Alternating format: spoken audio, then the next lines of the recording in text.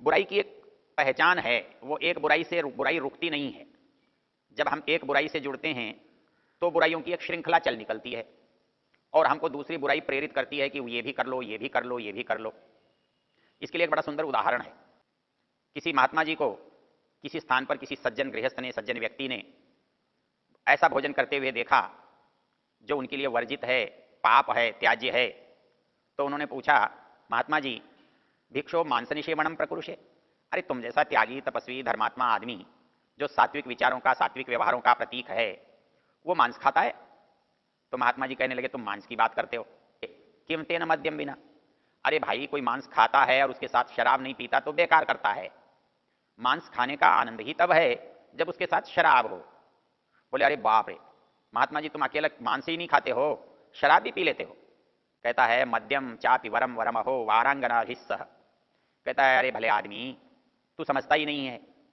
जैसे मांस जो है वो बिना शराब के आनंद पूरा नहीं देता, वो शराब भी कोई अकेले पीने की चीज थोड़ा ही है, वो भी वेश्याओं के साथ पी जाए तो ज्यादा अच्छा रहता है।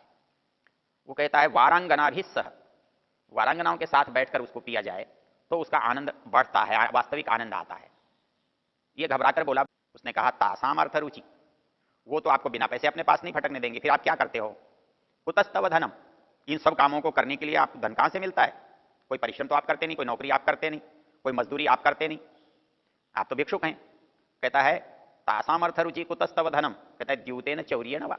अरे बोले, अकस्मात धन जो मिलता है वो दो ही तरीके से मिलता है। परिश्रम से किया हुआ धन तो बहुत थोड़ा थोड़ा मिलता है, बहुत देर में मिलता है। तो ज्यादा धन चाहिए और एक साथ चाहिए, जल्दी चाहिए, तो क्या करना चाहिए? कहता है, द्यूत, जुए से मिलता है, द्यूतेन चौरिय नवा, या किसी की चोरी कर लो, किसी की जेब काट लो। तो कहता है, बाप रे, आप महात्मा जी द्यूत और चौर्य में भी लगे हुए हो? तो कहता है कि भैया, जब एक बुराई करोगे ना तो ये सब करनी पड़ती हैं। मनुष्य एक बुराई करने लगता है तो सारी बुराइयां करने के लिए बाध्य हो जाता है। वो सोचता है जब बुरा बन ही गया तो फिर एक करके क्यों छूटूं, दिल में जो जो भी है उन सबको ही क्यों नहीं कर लूं। तो कहता है, द्यूत चौर्य परिग्रहो भी भवता, अरे साधु होकर के तुम जुआ खेलते हो, साधु होकर के तुम चोरी करते हो, तुम्हें संकोच नहीं होता, तुम्हें लज्जा नहीं आती? कहता है, भ्रष्ट से कान्यागति। बोले भाई साहब, जब आदमी एक बार कहीं लुढ़क जाता है तो एक ही सीढ़ी पर नहीं रुकता, उसको रुकने के लिए तो फिर अंतिम परिस्थिति चाहिए।